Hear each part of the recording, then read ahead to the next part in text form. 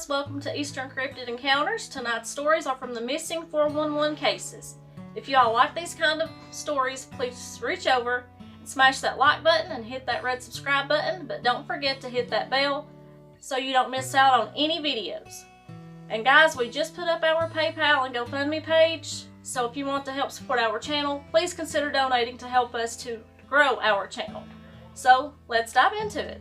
First story. Maurice Demetz. In 1981, an 84-year-old man named Maurice Demetz went topaz hunting with his friend David McSwaney. Demetz had a PhD in theology, and in the 70s had said in several publications that he believed the Antichrist was coming.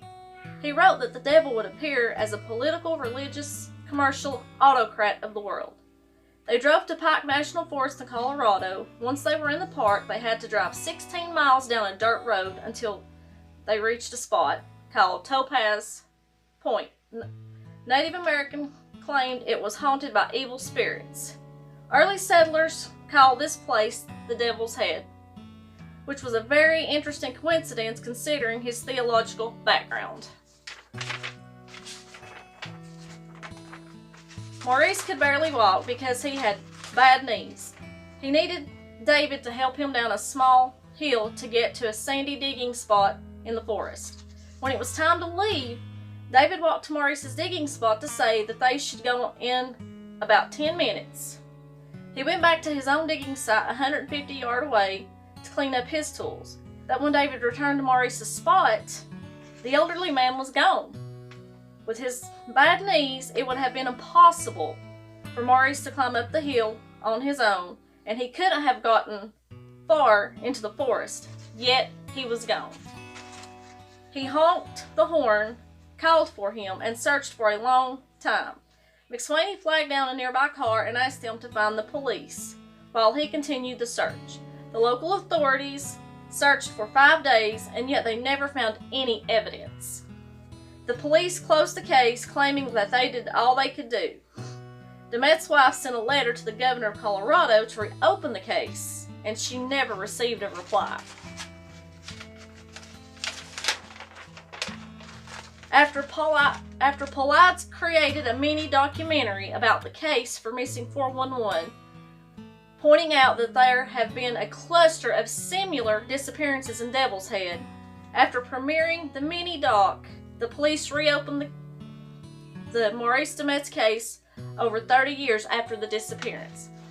So, what's your guys' opinion on this? I would love to hear it. Just leave your comments at the bottom. So we'll go ahead and dive right into our second story. Dor Conners. In July 2015, Dor Conners and his girlfriend, Jessica Mitchell, were on a camping trip with their 2-year-old son, Dor Jr. They brought along Jessica's grandfather and a family friend named Isaac Rainwand. The campsite was extremely remote on the edge of Rocky Mountain National Park. There was only a dirt road leading to the area where they parked the trailer and car.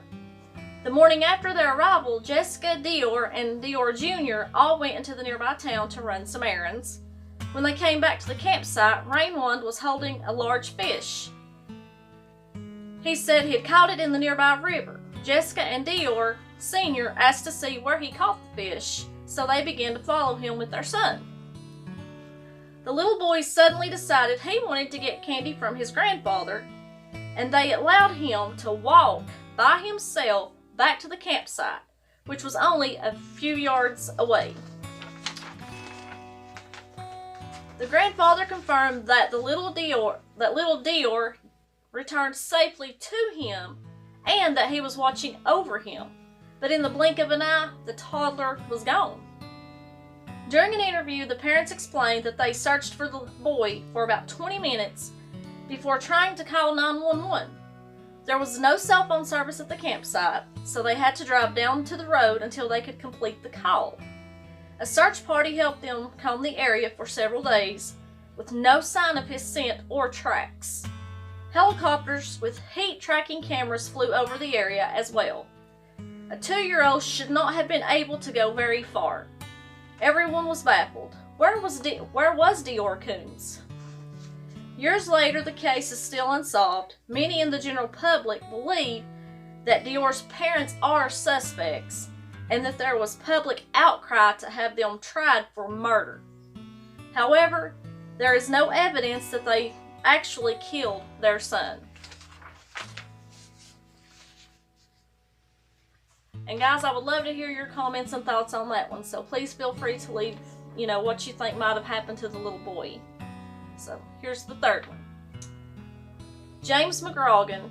In 2014, a medical doctor named James McGrogan went on a split snowboard trip with friends in Vail, Canada. Not many people have heard of split snowboarding. This is a sport that's a lot like cross-country skiing or hiking in snowshoes. He came prepared with his cell phone and a satellite GPS system.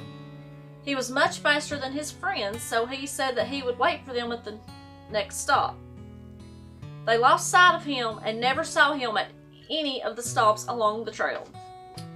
When the search team went looking for him, they found no tracks in the snow that veered off the trail, so they had no idea where he could have possibly gone. 5 days later, his body was discovered 4.5 miles away as the crow flies, which was more like a 14-mile hike, as we would had to climb up mountains in order to get there. His body was found by 2 hikers at the bottom of a frozen waterfall. The search party had gone over that area multiple times before, but had never seen him until that day. McGrogan was mangled in a strange position. His skull was crushed as if he had fallen from the sky. He was still wearing the full ski outfit and helmet, but there was no boots on his feet, and he had also taken off his gloves. The search and rescue team later found his discarded split snowboard, but they never found his boots. His cell phone and GPS were still working, and he had packed a battery backup as well. They tested the area where he was found, and there was a cell phone signal. Yet he never called anyone for help. The police deemed this an accidental death and closed the case. So folks, I would love to hear your opinion on these stories. Just leave the comments what you think could have happened on each one of them. I would love to hear from you guys. Thanks and have a great night.